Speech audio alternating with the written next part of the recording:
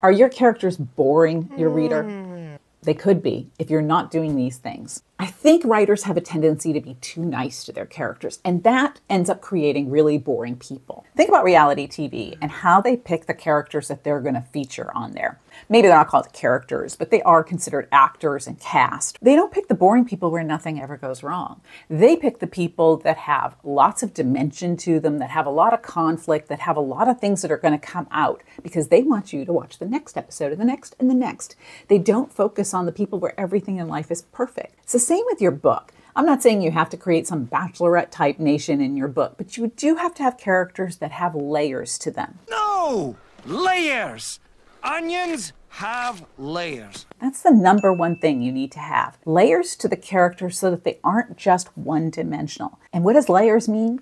It means that they have histories and pasts and secrets and goals and motivations, all kinds of things working within them. Okay, but how do you create that? You get it. We both have layers. I get how hard this is because I had trouble doing it in the beginning. I wrote 10 books in 8 years before I sold my first one. But after I figured this out, I went on to be on the New York Times list, the USA Today list, and all of the other bestseller lists. I won awards for my books. Things really kind of slipped into place. And what I learned is that I really needed to know these characters.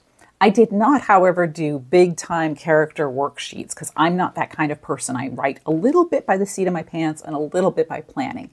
I did, however, figure out my characters' history, where they came from, and how that impacted them. You probably hear me talk about that a lot in my videos. Where, how, why, and what was the impact? Impact is the number one thing. When you know how their small-town childhood or their broken childhood impacted them, maybe it made them commitment phobic, or maybe it made them less likely to trust people. Those things show up in your plot. So all the things that happen to us when we're younger impacts us as adults. It creates reactions and actions that are different to each of us because we each have different histories. Your character needs a history and you need to know at least some of it so that you can start putting it on the page. You don't have to tell it all. Please don't drop a whole bunch of history on the page because that will bore your reader. But you should know how it will create reactions and actions. Your character also needs something that will drive them to do the impossible.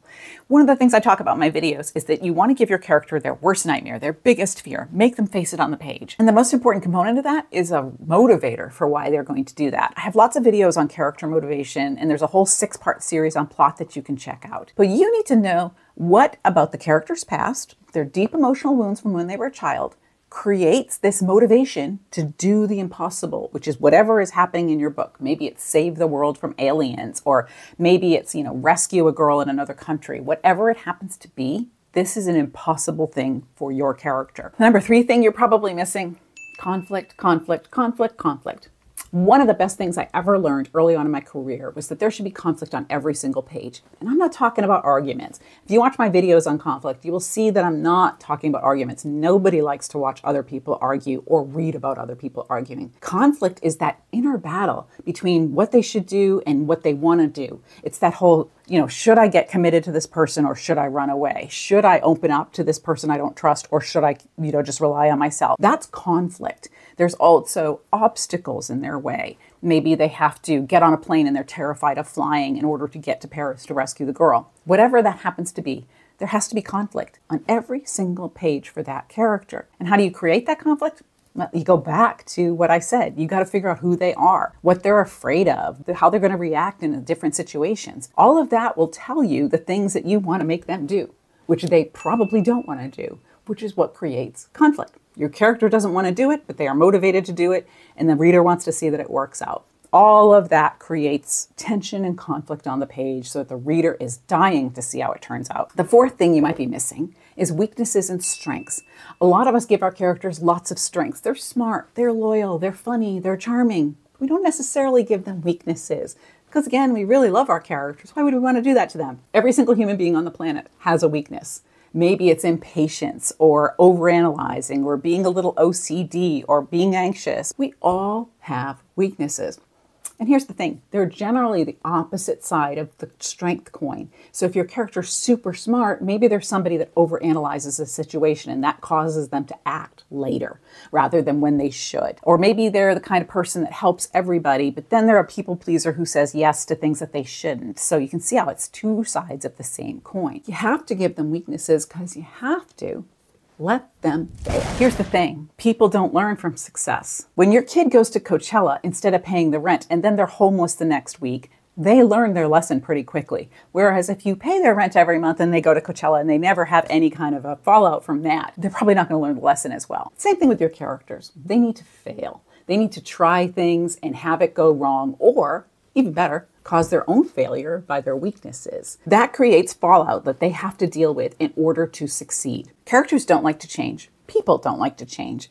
We don't like to get over our issues. We kind of get into our little comfort zone and really like staying there. So when your character tries and fails, the ramifications of that force them to confront their issues and grow and change and become the people who deserve the happy ending that you're about to give them in your book. You want to see characters who try, who struggle, who really work their way up that mountain in order to achieve their goal. Because those are the characters that the reader's like, yeah, you go, you've got this. So what you really want to do is not be too nice to them. Make them face their fears. Make them face huge obstacles. Make them really prove that they want that goal. And if you're struggling to come up with a really great goal for your character, then watch this video on the beginning of plotting, because that will really help you see the structure. Once you have the structure, you have to put just the right character into that structure, the character who least wants to do these things, and then make them grow and change throughout the process. And that's what creates a tense, compelling book that readers love.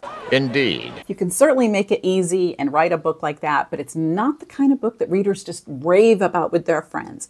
If you think about the movies you've watched and the TV shows that you've seen and the characters that you love, it is the ones who worked really hard to achieve what they wanted. And that starts with a compelling character and then translates into a really powerful plot.